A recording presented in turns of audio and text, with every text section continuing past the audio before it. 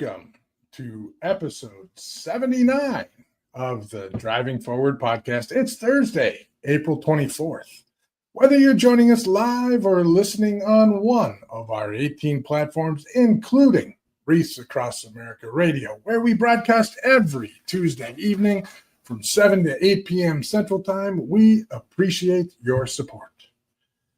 Next week, we are live from Broker Carrier Summit in Indianapolis with a special episode of Driving Forward. We'll be live a little early, 11 a.m. Thursday, with Ken Riddle, the director of the FMCSA, Dale Prax, CEO of Freight Validate, Danielle Spinelli is back with Descartes Systems. We'll have Bain and myself, and following the interview with this crew, we're going to stay on the air for another hour or so and chat with the Broker Carrier Summit attendees as they walk by. We've done this in the past. This is our fourth Broker Carrier Summit that we've attended. Fourth out of five. This should be a lot of fun. As always, I'm really excited to have Ken Riddle on and talk about freight fraud and what the FMCSA is doing to approach those. If you have questions, queue them up for us. We're going to have a lot to talk about. The following week, we'll have on Julie Andrich. She's the CEO of Autumn Transport. After talking with Chris Thomas a countless number of times and meeting with the Autumn Transport crew a whole number of times at various events throughout the last few years, Julie and I are going to talk about her all-encompassing journey and what it takes to be a respected leader in this industry. Which brings us to today. There's people in this industry who grew up in freight. And then there's ones who came from the outside, looked around and said, yeah, we can do better. Today's guest is one of those people. John Leach didn't come up through the usual freight playbook. He built his chops in telecom. He helped scale Coyote Logistics into a commercial force, and now he's the CEO of FLS Transportation, a freight machine moving goods across both U.S. borders and doing it with culture, clarity, and execution most companies only talk about. In this episode, we're talking about what it really takes to build a brokerage that lasts, what's going to hit on leadership, technology, cross-border complexity, and the kind of accountability that either makes a company or breaks it. John's got a perspective this industry needs more of, and I promise you we're going to learn more about it. John, welcome to the show. Yeah, great to be with you, Nate. So, you've led in telecom, a completely different beast. What was the biggest shock that you had when you stepped into the freight world? Pricing volatility, really. In telecom, we know our margins, down to the, decimal point, and you sell contracts, whether it's fiber networks or data center contracts, and they're take or pay agreements. So you know what you're getting, and whether they're used or not, you know what the return on that's going to be. In freight, as you know that the pricing volatility changes that dynamic pretty drastically. You look from peak to trough, over the last cycle, we're 55-ish% down from peak to trough. That takes a lot of nimbleness to be able to execute in that kind of an environment. And that's really the biggest difference between the telecom world and the freight world. And when you say that, so looking at it from that perspective, and I think, I look at numbers and I don't necessarily look at the percentages because I'm not in your role anymore, but you look at that and say 55% down. That's wild that companies are operating with a 55% swing and still operating. Yeah, so, that's year-over-year spot, peak to trough, right. Year spot. Yeah, that's crazy. Yeah. I think it shows the tenacity of the industry in some cases. The fact that companies are still swinging through this down market and how long we've been running, that's impressive. So yeah, I think that, you look at how much capacity came into the market during the COVID boom, and it's just taken a lot longer for that to bleed out than typical cycles. And so I think we're getting close to equilibrium in terms of supply and demand. But yeah, it's taken a lot longer than I think most analysts and people in the business thought it would. yeah, I agree. I think longer than everyone, and then sprinkle in a few other things on top of it here that we're all dealing with now. And we were just having that conversation today. So Yeah. So was there a moment early on at Coyote or at FLS where this kind of hit you that this is a different kind of challenge from telecom to trucking? Obviously, you said the pricing swing was, and the pricing was a significant change, but how fast did that become relevant? How fast did that jump up and hit you when you came on at Coyote? Pretty quickly. I think that, when you realize how the business ebbs and flows and how, we move with the market, you don't get quite as freaked out about it coming from where I came from. And you just have to have good data to be able to know, what you can sell things for profitably and what you can, what kind of volume you can drive to do that. As you know, in this business, top line revenue, isn't the difficult part. The difficult part is profitable top line revenue. And so we've really tried to focus on that. But from an industry point of view, it's drastic to start with. But once you realize how the freight brokerage business flows, it's not quite as dramatic. And you hit on the good data thing. Without that good data, it's hard to know you have profitable business. So That's right. Obviously Coyote, being the shining star that it was or is, you guys probably had some great processes there, but many companies struggle with that good data and understanding what is profitable and what isn't. So yeah. I think that's a huge differentiator. Yeah, I think Coyote is probably, way before its time in terms of data and technology from a freight brokerage standpoint. Jeff Silver built a really great company. He uniquely wanted someone from outside the industry to lead the sales and marketing efforts there when I came in. And that really gave me an opportunity because Coyote was, a large company at that point. When I started, they were $1 billion. And UPS came in, fairly quickly thereafter within the first year and did a lot of interesting things working with them and cross-selling. And but the growth was pretty dramatic through those 4 years. So what leadership skills did you bring over? I'm gonna redefine that. I'm gonna say, what leadership muscles did you bring over from telecom that gave you an edge that others potentially don't or didn't have in logistics? Yeah. So when I came, Abry Partners is the PE firm that owns FLS. And I knew Abry from my telecom days. We had bought a data center business from them. And so I had kept up with the principals and had talked to them about doing other things. They had found out that I was at Coyote and said, hey, we got this company in Canada. At the time, it was headquartered in Montreal. And, would you be interested? I looked at it and it was interesting.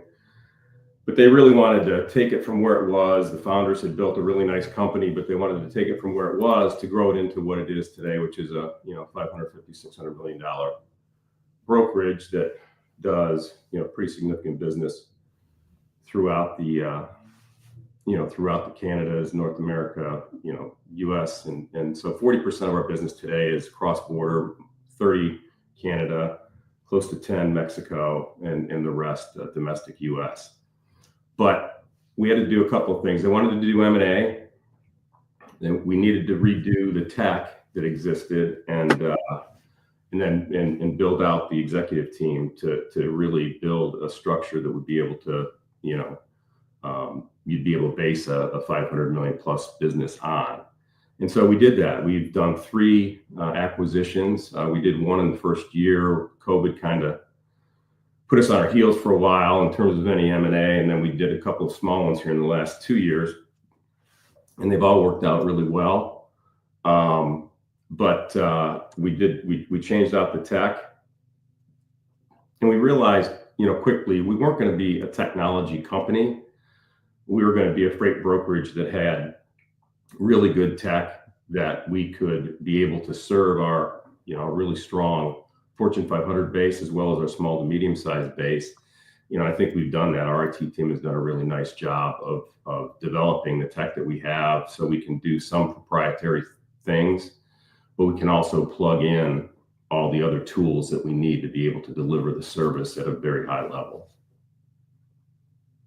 Oh, great points. So you've grown fast over the last few years too, or would you say that that's been kind of fast, or would it be more of a steady growth? I think steady. I mean, we really obviously grew very quickly through COVID, like most of our counterparts did. Cross-border business, forgetting the last couple of weeks, is a little bit more stable than domestic U.S. business in terms of competition. Still very competitive, but a little bit more stable. So we've really focused on building that. We've taken, a hit in this downturn, like, all of our competitors have, but, we feel like the business is in a really good spot, and we're really poised to be able to benefit from what we think is an upcycle once we get all this tariff noise behind us. So let's jump into that a little bit. So with 40% cross-border business, obviously the last few weeks have been interesting. We work with a number of companies, a substantial number of companies that do cross-border business in large volumes. Are you changing your behavior right now to deal with any impacts? Are you what are you? I mean, what can you talk about there from a strategy standpoint right now? Yeah, not really changing anything right now. The shippers that we talk to, there's been some changes. I think the fact that products that, were compliant with the USMCA, weren't affected, helped. So, some of the steel, auto parts, lumber, right. We had some exposure to that, but not a ton. So the disruption really is twofold from a concern standpoint. First of all, it's just, we have to be a lot more nimble. People are moving supply chains around, so that changes pricing and sometimes can impact contract pricing for some of our large customers. So we stay close to customers and make sure that we're doing right by them and supporting them, but also keeping them informed as what's going on in terms of pricing. And then, we also try and stay as nimble as possible, because it seems like, we're one tweet away from, policy changing, and, right. It goes from, Armageddon to everything's fine to Armageddon to everything's fine. So I think that, we have a team, in the US and Canada that, have been doing this for a long time. We've got a really tenured staff of operators as well as salespeople. And so we've seen this disruption, similar, when COVID started, it was really bad initially, and then a really nice tailwind. And we think that the opportunity for that, to happen, exists again. So what was the strategy initially to adopt so much cross-border freight? I mean, 40% of the footprint, certainly there's plenty of companies, but that and FLS being based out of Montreal, was that's still a big footprint. And then to go to Mexico too, is that the continued strategy? Is that just because of the Montreal side, the FLS being originally, much larger in Canada?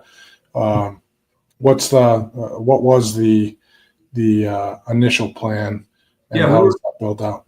Yeah, we were, when I started, 55%ish Canada, 45 US. We always felt like there was a bigger opportunity, in the US. Obviously, the market is a lot better, but we also wanted to make sure, both for the employee base that was there, they understood that we felt like, the Canadian piece was a differentiator for us, and a really, really valuable piece of what is FLS. And we not only wanted to grow that, we wanted to cultivate that to make sure that it didn't go away. So, we communicated that vision to the teams there, to let them know that, we were going to continue, even though there would be changes, we were going to continue to grow Canada. When we did the Scott Logistics acquisition, that kind of flipped the revenues 60-40 US to Canada. So we knew at a certain point we were going to re-domicile the business to the US, but still keep Canada, keep the employees in Canada, and keep the locations in Canada, and we've done that. So even though now the US business is, a greater portion of the total stream than Canada, the Canadian piece and the cross-border piece particularly is still really, really important. And what we think differentiates us, it allows us to have different conversations with our customers than someone just selling domestic US freight would have. We can be more competitive. So, one of the things that we did when I came in, each of the branches really dealt independently of each other. And there were a number of reasons for that, but we felt like we were leaving a lot on the table, where we had great relationships that were managed in Canada that had a lot of US business opportunity, as well as a lot of US business, in good relationships, but there was a Canadian piece that we weren't taking advantage of.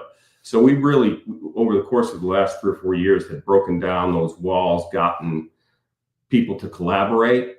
And that took some doing, because the salespeople and the branch directors are very they're competitive, but they're also, they've built a lot of goodwill with the customers, and they don't want to just give that relationship to someone that may not have the same motivation to keep that business growing, or even put a risk of adding a new service that would potentially harm the list. So it took a while, but once we started having a lot of successes where, and in our plan, you get, we can split, the gross profit between branches. And so when people realized that 50% of something was a lot better than 100% of nothing, and then we showed some really, really good stories of growth with customers through that, it caught on. And now, we have people collaborating hourly on, specific customer opportunities, specific projects, specific RFPs. And it's really, really great to see, because it truly allows us to benefit from our distributed network, our branch distribution network. Whereas before, we weren't benefiting as much from it because folks were kind of in a silo.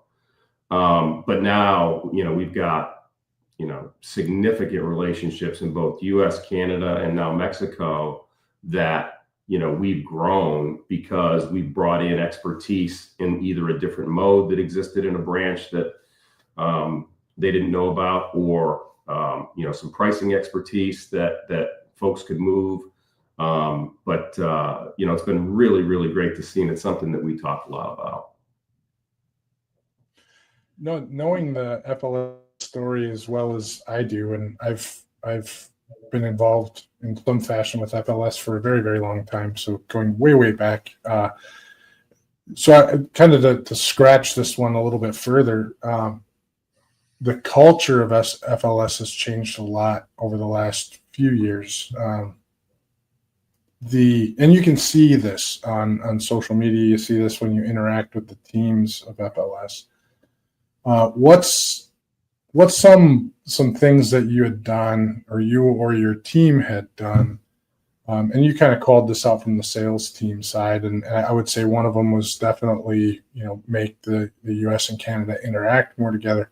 But what's something that you've done to stabilize culture? Because there's definitely a more cohesive unit today, and you can see that there's a lot more rah-rah FLS, I would say, today than there was some time ago. So, and that's kudos to you and your leadership team. Yeah, listen, the prior founders built a really, really good company. Right. It was a absolutely very growing company that was, they stuck to what they knew and they were growing that well. So that left a really good foundation. Yeah. So we did a couple of things. The first thing we did was even though I know you can never over communicate, because when you think you're over communicating, there's always people that don't think you communicate enough, but we really put what our vision and strategy was out there to the folks, and we did it in every branch meeting or visit I had. We did it in town halls. We continue to do it in quarterly town halls. So I think once you set that clear vision and strategy, then it's up to you to stay true to it and let people know that not only this is what you say you're going to do, but you're going to do it. And so we reiterated what we said, what we're doing, and how that supports the vision and the strategy, and continued to do that. And then once you do that, then you have to empower and inspire the team to hit the goals. And we put bonuses in for the back office folks that didn't exist prior. We have a recognition for tenure that didn't exist, that folks really like. And we've got 15, 20-year employees, and that really have helped get us to where we are, and we want to recognize those folks and treat them well. But you also have to let folks know you have to embrace change, because this business, you have to change and evolve, or you're going to get run over. It's moving too quickly, and technology. Really, I came from a technology background, but the technology is really just starting. Like I said, Coyote was, I think, ahead of the curve, but 6-7 years ago, the money coming into this space and the tech coming into this space was pretty amazing. Right. But that's new to people, and people, I think, from a job security point of view, think, oh, great technology, that's going to replace me, and that's the concern. And so you have to explain, that it makes you more efficient, not necessarily replace you, and you can just do more with better tech and move quicker and make your job easier. And so those kinds of discussions we had a lot of. And then you lead with integrity and accountability, and this is big for me. You could play fast and loose if you want to in this business. It's never really something that I've done or wanted to do. If I'm going to set a clear vision and strategy and empower you to do that, I'm going to hold you accountable to driving the results. And so we instituted a long time ago a weekly forecasting call that I host, where the branch directors forecast what they're going to do, and then change it as things change on a weekly basis. We have them involved in the budget process at the branch level, so they really feel like they have ownership of that branch.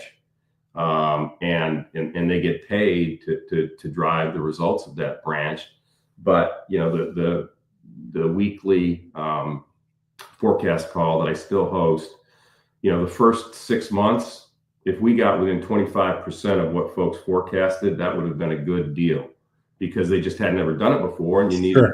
to give them coaching and talk about, the things to look at to help drive it.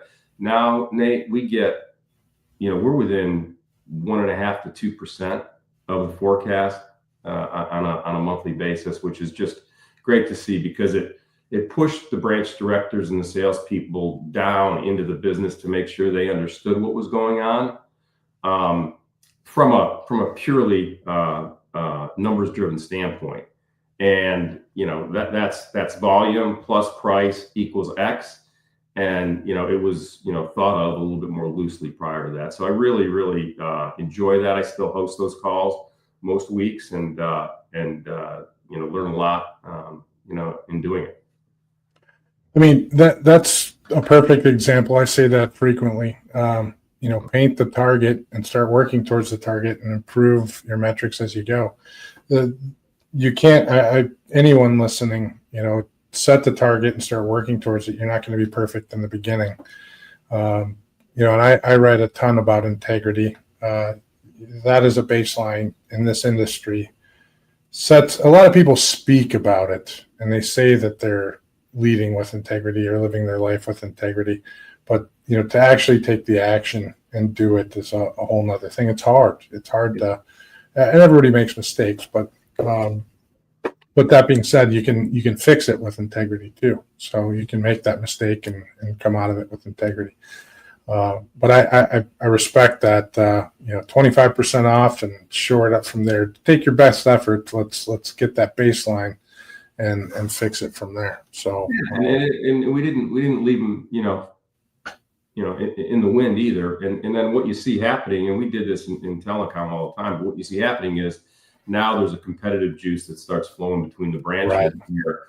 They want to be, they want to be close to their forecast, but we do it forecast against a budget, and budgeting in this business is also very difficult, just because, you're not sure what the headwind's going to be, or how, in this case, how deep the trough is going to be and how long it's going to last. So we make our best efforts there, and don't beat people up about the budget if we know we've missed, something along those lines, which is timing of the upcycle, or, pricing, hasn't moved the way we wanted it to.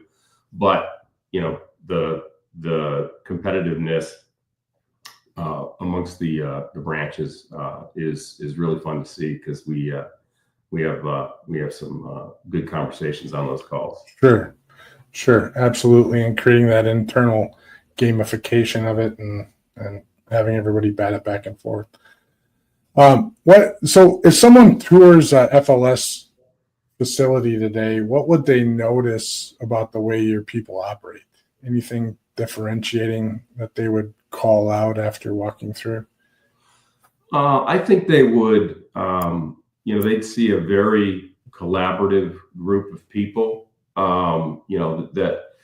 We have the majority of our folks now in the branches are in the office. We still are flexible for folks' needs if they need a day to work remote. I mean, one of the things that COVID taught us that, frankly, I wasn't a believer in early on, was the ability to be productive and work remote. And so I know we can do that now, but I also know we benefit when we're together in a branch, and the ops people can talk to the sales people, and the branch director can talk to the people directly, and you just get more stuff done that way. But you'd see a collaborative branch. We have continually upgrading the look and feel of the branches. So when we move branches into new facilities, we give them a makeover, and so you'll see the same kind of logo, same kind of colors, same those kinds of things. You'd notice, and that brings a level of cohesiveness, I think, to the teams, and they feel part of something bigger than just the branch. But it's similar to any freight brokerage that you would walk into, other than that, which is maybe a little bit more, because we have such a tenured staff, a little bit more sedate than Coyote was when I was there, when you had 1,000 people in a building, and very, very aggressive and motivated folks. We have that as well. We just because we're in a distributed branch network. We have fewer. I think our largest branch is 35ish to 40 people, and we have some branches that are much smaller than that. Yeah, so you don't have the sea of people. So yeah, fair enough. So I think we're going to go to break here real quick. And if you guys have a question for John, queue it up, send it on over. We'd love to field any questions. Also, when we come back, we're going to talk technology. We'll probably have a couple more questions for you related to culture. Maybe tap a little bit about cross-border freight some more, and then talk a little bit about the future. So once again, you guys have any questions for John, queue them up, send them over, and we'll see you in a couple minutes. Great. Thanks. If your fleet's downtime looks like chaos, you're missing out on GLCS. In the fast-paced world of trucking and logistics, time is everything. Meet GLCS, your expert partner in managed IT services. We integrate seamlessly with your team, bringing seasoned IT professionals with deep transportation and logistics expertise. Imagine your software updates running smoothly, complex issues resolved quickly, and operations humming with efficiency. GLCS has your back. Our support doesn't just fix problems, it prevents them. With our industry connections and proactive approach, we keep your trucks rolling and your brokers working. Think of us as the added resource your company needs to unleash its full potential. Visit glcs.net today and keep your business driving forward. GLCS, where efficiency meets expertise.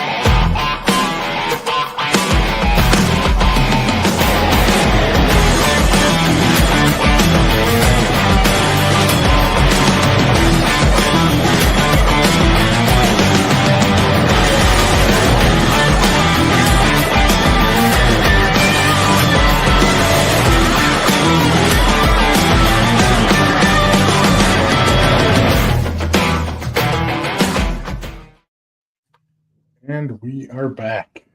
So, John, technology, I think you kind of mentioned it 6-7 years ago, even 10 years ago. Technology was going wild in this industry.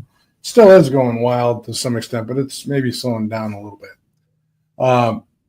Where do you draw the line between innovation and noise? I mean, you're probably getting hit by every possible solution, every possible idea in freight tech for a brokerage or 3PL.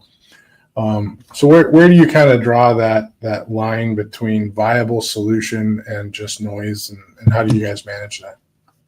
Yeah, so we, as I said earlier, decided a long time ago that because as I was coming into this role, the tech freight brokerages were, all coming in, with deep pockets and, right. bravado. So you had Uber, you had Convoy, Transfix, you had these, these well-funded brokerages that were, supposed to disintermediate companies like FLS. And I remember I was on a panel at an investment bank conference in the first couple of years, and I always felt like I would much rather start with a really good customer base and be able to add tech to be able to make, deliver a better service to that customer base and grow that way, versus having the best technology and then having to develop a customer base. So we've, at FLS, we've always been a little bit more high touch, white glove, especially because of the cross-border influence that we have. So we've never been focused on just high volume, really low margin freight. If there's an opportunity to win that business and we think we can do it effectively, we will. But I think our margin profile is well, I don't think, I know our margin profile is a lot higher on a gross profit per load than most of our domestic competitors, certainly.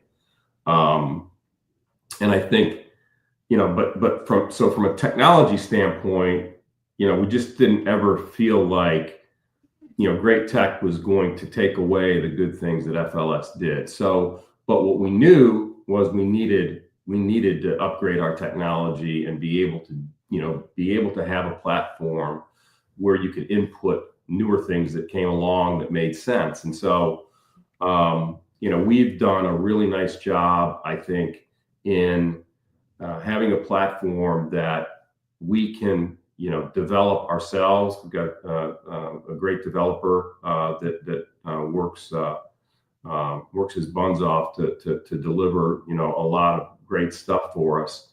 We work with the platform provider to develop things that the broader community can use as well. And then they've done a good job in creating adaptive integrations that all these new technology folks can plug into. So, what we have now is a platform that has an opportunity to utilize all these things and still be, one platform versus, having to toggle in between, a bunch of different platforms to be able to deliver the service. And it's really served us well. So we have, today we have technology that,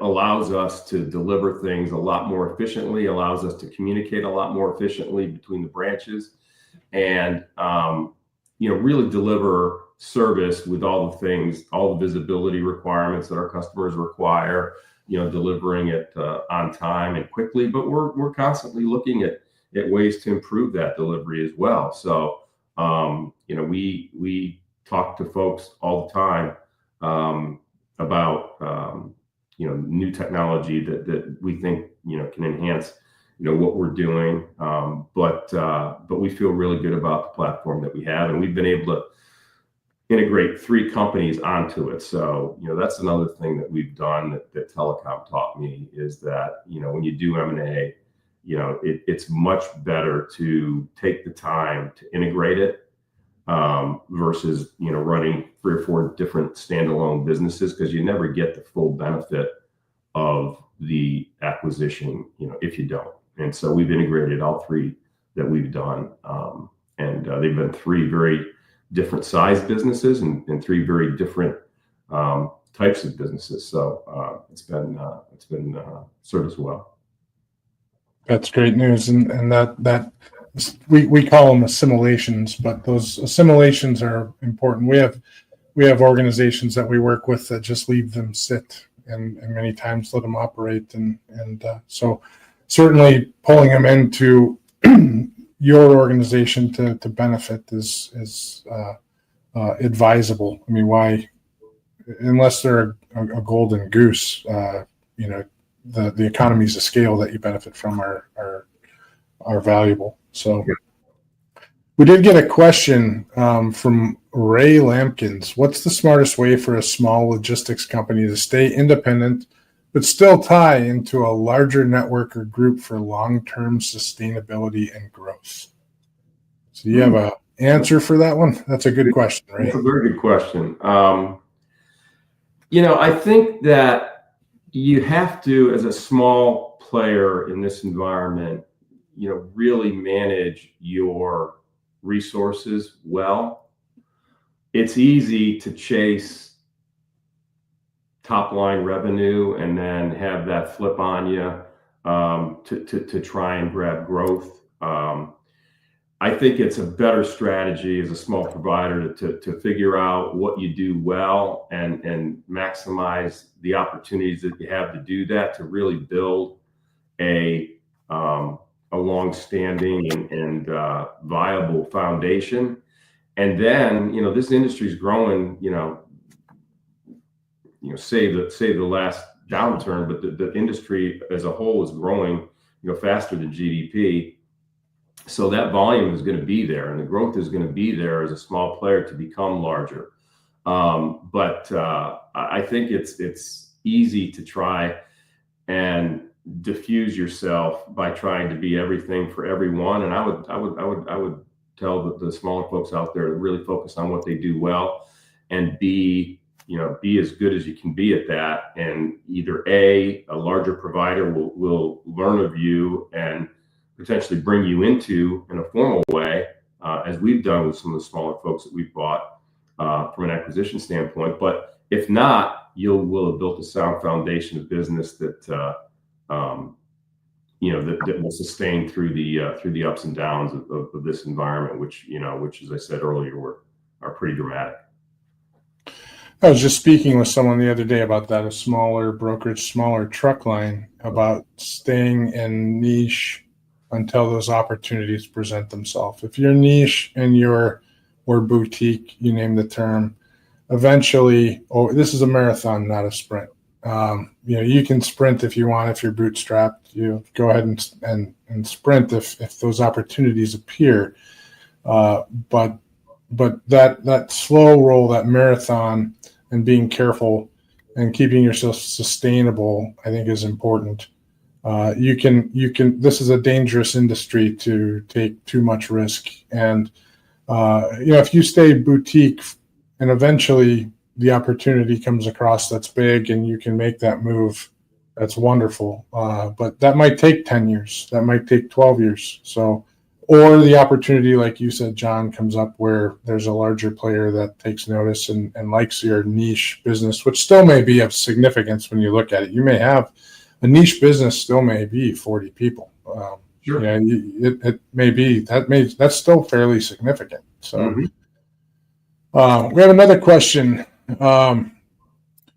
This one from Sam Estano. So how do you maximize collaboration while also maximizing productivity? Do you view them as going hand in hand? Yeah, that's a good question. I do view them as going hand in hand, because I think when we collaborate, we are definitively going to do more with the same amount of people, which means you're becoming more productive. And as long as you provide, the platform to be able to do that, where people can communicate easily, there's a commission program that allows people to work together, but also get paid, because no one's doing this business just for the fun of it. But maximizing collaboration by definition is going to improve productivity, because we're going to win a lot more when we collaborate with the same amount of people than we otherwise would have. So I think they go hand in hand. Yeah, I agree with that too. Incentivizing that collaboration is huge. So if you don't incentivize the collaboration, it wouldn't work. Yeah, it wouldn't work. Right. You would not get traction, because folks would be very hesitant to put their relationship at risk, if there wasn't a benefit to doing it.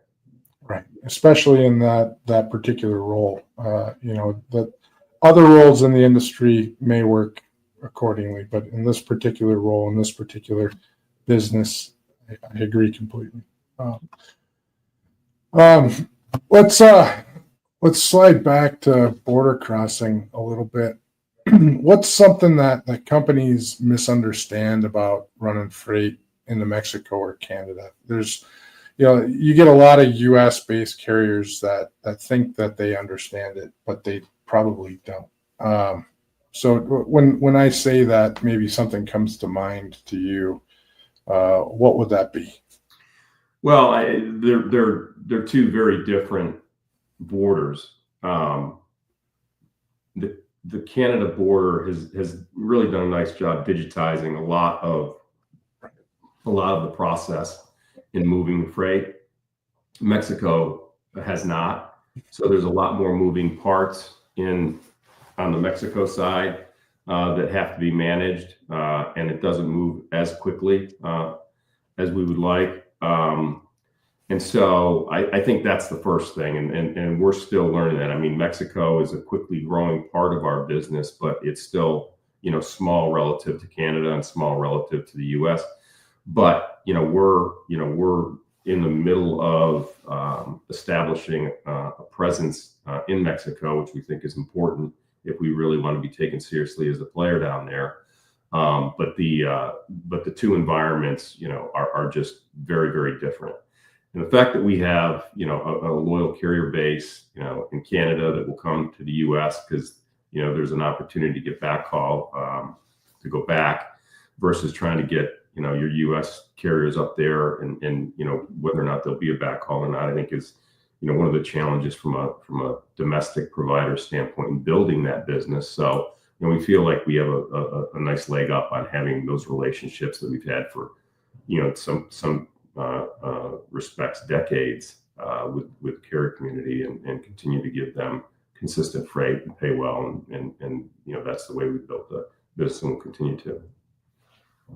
And looking forward, what's your next challenge or opportunity you see in the cross-border markets?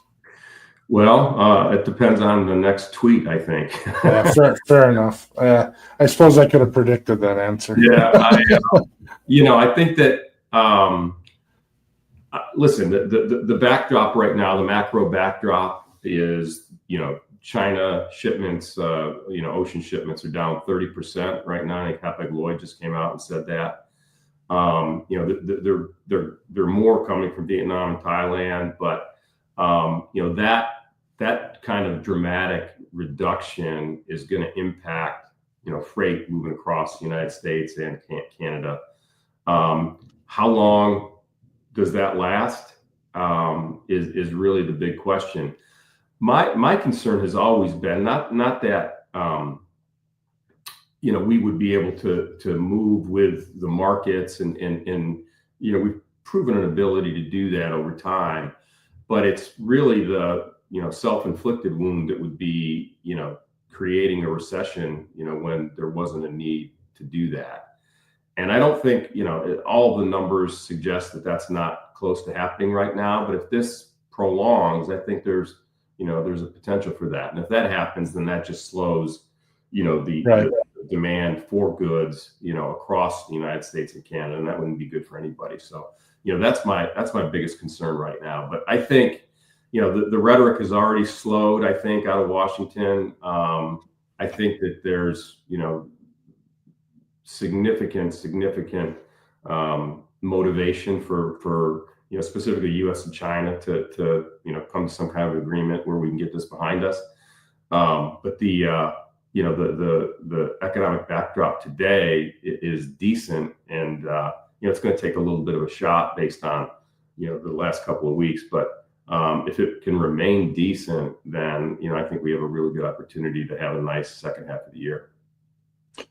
So that's a great segue into the last couple of questions, which really comes down to the future. What mistakes are people or freight company leaders making today that may cost them in the next 3 years? It's volatile out there. Some people aren't really grasping the understanding of what's happening. So what mistakes do you see people making or potentially making that are going to cause some significant pain and make the recovery, if they can recover, difficult over the next 3 years?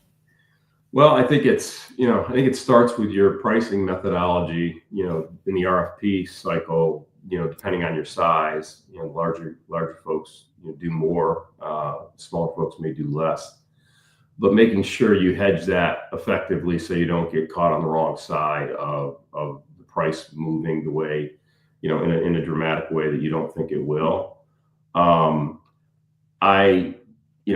not close enough to my competitors to know the mistakes that they're making. I think from my perspective, we're really cautious of getting ahead of our skis in terms of either opening up branches. We opened up a Denver branch about a year ago. We've had a lot of success there in doing that.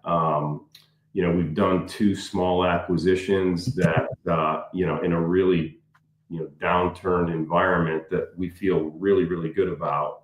And they're both performing as we had hoped they would, even though the market has, really has underperformed what we thought it would do. So I think, just managing in an environment that is going to continue to be volatile until, especially now, until you get some sense that it's going to settle, and maybe sitting on your hands a little bit and waiting it out versus making some dramatic moves that, if the environment changes, drastically, you're going to get caught on the wrong side of it. And that's, that could be fatal for some people. Right. Yeah, I agree. And I think that's what we're seeing from a lot of companies. We just saw, Volvo lay off a number of employees. That indicative of trucks not being purchased. And, we're seeing a lot of companies just go back to hold. Yeah. So basically where we were last year is just hold. So no CapEx, no. Just hold. You understand that. I mean, I would have a tough time, as a leader of one of those companies to make a decision to deploy large sums of CapEx in an environment that, is could be flipped on its head, tomorrow. Right. And I think that unfortunately, that adds to the slowing of everything in the economy. When people aren't investing and just sitting on their hands, everything starts to slow. And so hopefully it's a shorter term uncertainty than longer. Agreed. So final question. When the FLS story is told, however long from now, when John's no longer at FLS, and your story's told, your legacy is told, what do you hope people will say you built? Well, I hope they say, I left I inherited a really good company, and I hope to leave, FLS as a really good company. And I think that from my perspective, as long as folks say that I acted with integrity and helped to lead, that's really all I can do in my role. And you grow people's careers and give them more to do, and we do that monthly, where we're promoting folks and giving them more responsibility to do things, and that's really always great to see. I talked about our tenure of our workforce, and it's a really, really tenured workforce of folks that are committed to doing the things they need to do to grow FLS. And then we try and add things to it to make it fun and make it exciting and make it enjoyable as well. And if that's the legacy that gets left for the next person to pick up, then I've done my job. I think you're well on the way for that. So just looking from the outside in. So how can people find you? How can people find FLS? What's the best way? Yeah, well, we have, FLStransport.com is our website, and we're constantly tweaking that and updating that. I'm on LinkedIn as well, so folks can reach out and find me there. I'm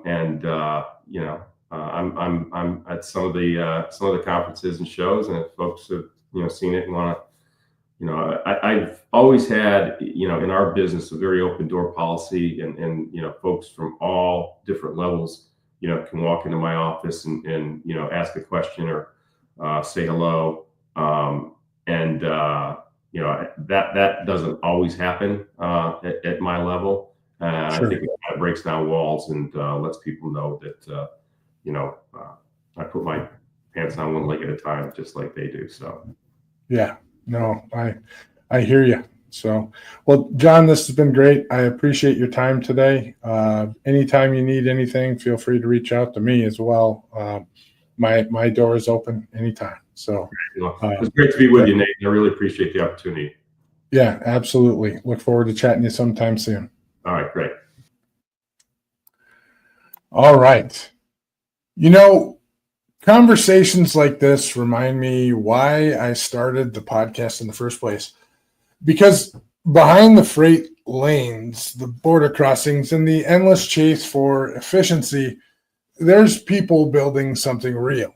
John Leach didn't just take over a company, he took ownership of its direction, its people, and its future.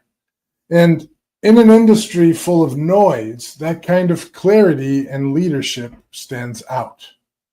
We all talk about strategy in this space, about tech, about scaling, about winning. But what really matters, it's culture, it's grit. It's doing what you said you'd do every single day, especially when no one's watching. I think we talked about it. It's integrity. So if you're listening to this and you're trying to lead a team, build a business, or maybe just survive this freight cycle, remember this: the market doesn't care about your excuses, but it will reward your effort. Stay accountable, stay sharp, and lead like it actually matters, because it does. So thanks for tuning in. Stay curious, stay informed, and keep pushing the boundaries of what's possible. Until next time, drive forward with purpose and innovation. Thanks for watching.